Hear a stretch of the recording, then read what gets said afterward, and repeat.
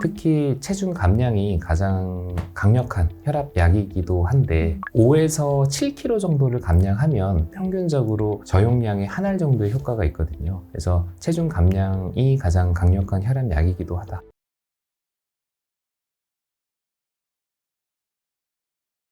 네, 여러분 안녕하세요. 윌체크 아나운서 임지은입니다. 조금은 걱정되기도 하고 무거운 마음으로 찾아오셨을 텐데요.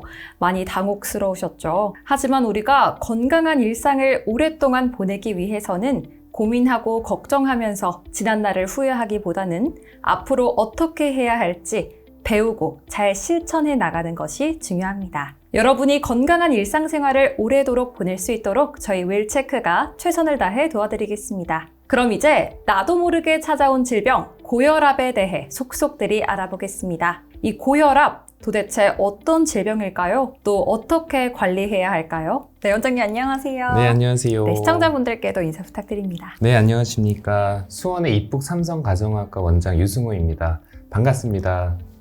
네, 원장님 오늘 고혈압의 모든 것 알려주신다고 들었습니다. 강의 부탁드립니다.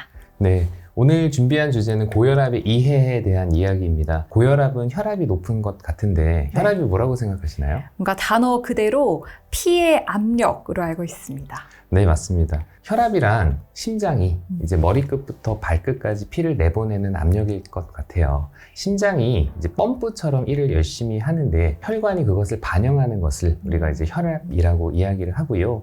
그래서 혈압은 항상 달라요. 지금 재고 또 재고 또 재도 항상 다르거든요.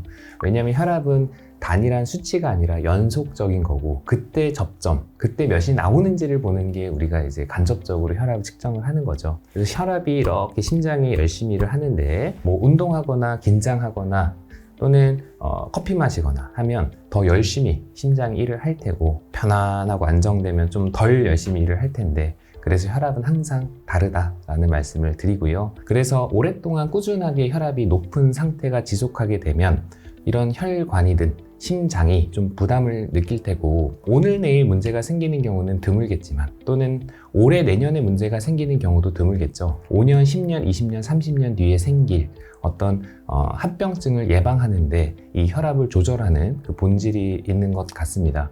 마치 우리 오래된 노후화된 주택의 수도관도 수압이 높으면 좀 약해지고 사계절 지나고 나중에 파열될 위험이 이렇게 증가하듯이 우리 혈관도 좀 섬세한 관리가 필요할 수 있는데요. 그래서 여기 사진을 보시면 이제 두 번째 페이지에 심장이 펌프처럼 열심히 일을 하고 그래서 혈압이 높아지면 혈관 및 심장에 부담이 될 것 같아요. 특히 측정 장소에 따라서 혈압이 차이를 보이는 경우가 많은데 이렇게 하얀색 가운을 보면 좀 긴장을 좀 하시는지 이제 병원에서는 그런 걸 이제 배기 고혈압, 이렇게 하얀색 옷 고혈압이라는 표현을 쓰는데요. 네. 어떻게 보면 혈압은 집에서 재보는 것이 조금 더 알맞을 수도 있어요. 왜냐면 한 달에 한 번, 두 달에 한 번, 세 달에 한 번 병원에서 재는 내 혈압이 내 평상시 혈압을 이제 반영하지 않을 수도 있거든요. 반대로 병원 밖에서는 되게 높은데 병원에서는 정상 범위를 보이는 분들도 있어요. 흔하진 않지만. 그래서 이름은 이제 마스크, 가면 고혈압이라는 표현을 쓰기도 하고요. 그래서 혈압은 정밀한 검사라기보다는 추이를 보는 거거든요. 자주 재보시고 그 평균적인 추이가 높은지를 보는 게 중요할 것 같습니다. 그래서 혈압은 수축기, 이완기 혈압으로 구분이 되는데 심장이 펌프처럼 짤 때 혈압이 수축기, 이완할 때 혈압을 이완기 혈압이라고 이야기를 하고 주로 집에서 재는 혈압계에서는 위에 있는 숫자가 이제 수축기 혈압을 나타내는 경우가 많고요. 밑에 있는 숫자가 이제 이완기 혈압을 나타내는 경우가 많습니다. 일반적으로 140 앞에 있는 숫자가 그리고 뒤에 있는 숫자가 90 이상일 때 혈압으로 진단을 하고 120에서 80 미만일 때는 정상 혈압이라고 이야기를 하고 그 사이에 있을 때는 혈압이 좀 높아요 라고 저희가 말씀을 좀 드리고요. 특히 진료실에서 쟀을 때가 집에서 쟀을 때보다 평균적으로 앞에 숫자 기준으로 5 정도가 더 높습니다. 그래서 집에서 쟀을 때 135를 지속적으로 상회하는 양상을 보이면 고혈압으로 진단할 수가 있고요. 이게 가끔 이렇게 한번 재보고 너무 높아요 라고 걱정을 하시는 분들이 있는데 저는 그럴 때 이렇게 비유를 드는데요. 우리가 마라톤 뛰는 분들한테 너 마라톤 얼마나 뛰냐? 그러면 네. 내가 3시간 38분 27초에 뛰어 이러지 않잖아요.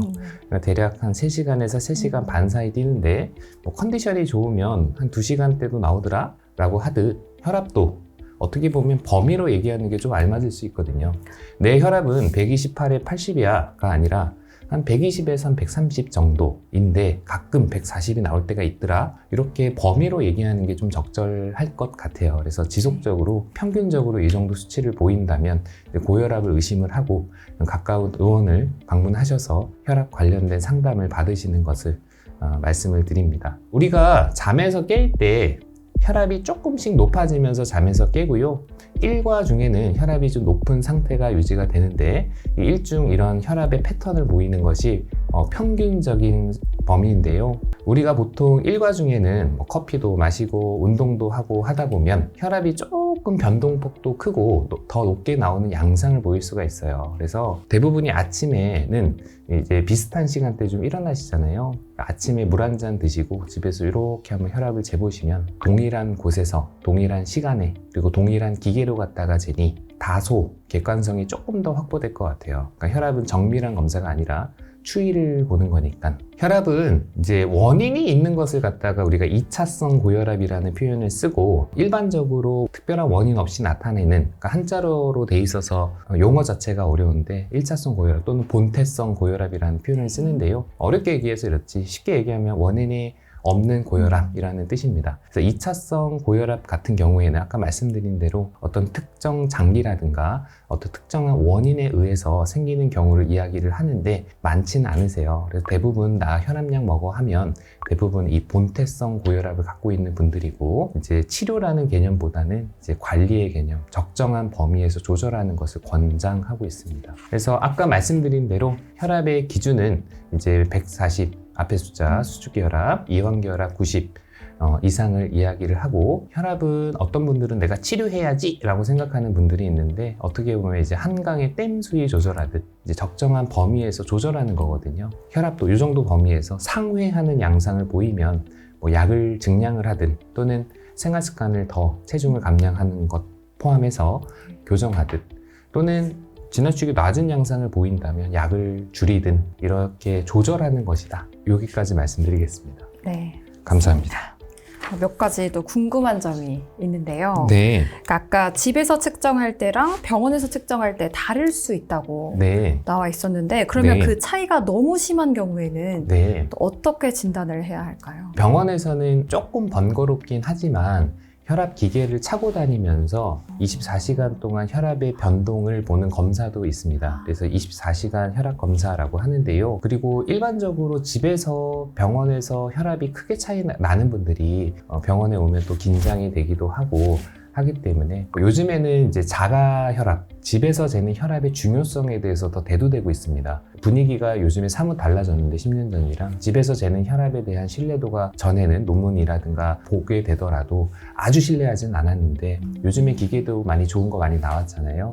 그래서 집에서 평소에 몇이 나오는지가 더 중요하거든요. 그래서 병원에서만 높은 분들 같은 경우에는 아주 높지 않다라고 하면 좀 지켜보는 양상을 보이기도 하는데, 전제는 내가 올바른 기계로 집에서 자주 재보시는 분이라는 가정으로는 그럴 때는 좀 지켜보기도 합니다. 네, 그러면 지금 나와 있는 것처럼 이 고혈압의 기준이 수축기 혈압이랑 이완기 혈압 이렇게 정해져 있잖아요. 네. 근데 이 둘 중에 하나는 정상범위인데 하나는 정상범위를 벗어났다. 이렇게 네. 되면 어떻게 되는 걸까요? 특히 어르신분들 같은 경우에 이제 수축기 혈압은 되게 높은데 이완기 혈압이 별로 안 높은 분들이 있어요. 그래서 혈관이 조금 이제 경화, 이것도 어렵게 얘기하면 경화지 딱딱해졌다는 표현인데요. 그래서 동맥경화 같은 경우에도 동맥이 딱딱해졌다는 거잖아요. 네. 그럴 때는 이렇게 나타날 수 있는데, 사실 병원에서는 이제 이완기 혈압보다는 수축기 혈압을 조금 더 중요하게 보거든요. 네. 그래서 수축기 혈압이만 높은 경우에는 이제 고립성 수축기 고혈압이라는 표현을 쓰고, 반대로 젊은 분들 중에는 이완기 혈압이 되게 높은 분들이 있는데 그럴 때는 이제 고립성 이완기 고혈압이라는 표현을 쓰기도 하는데, 어쨌든 조금 더 수축기 혈압에 가중치를 두고요. 그래서 그것이 지나치게 상회하게 되면 우리 집에 있는 수도관도 수압이 높을 때가 문제지 낮을 때 문제가 되는 경우가 많진 않잖아요. 네. 그래서 일반적으로는 수축기 혈압을 조금 더 면밀하게 보는 게 좋을 것 같습니다. 또 말씀해주신 것처럼 이 혈압은 그 추이를 보는 거다. 알고 있는데 이 평균을 내잖아요. 그럼 얼마나 측정을 하고 평균을 내는 게 좋을까요? 그 조금 번거롭긴 하지만 한 번 쟀을 때 우리가 한 번 더 재보고요.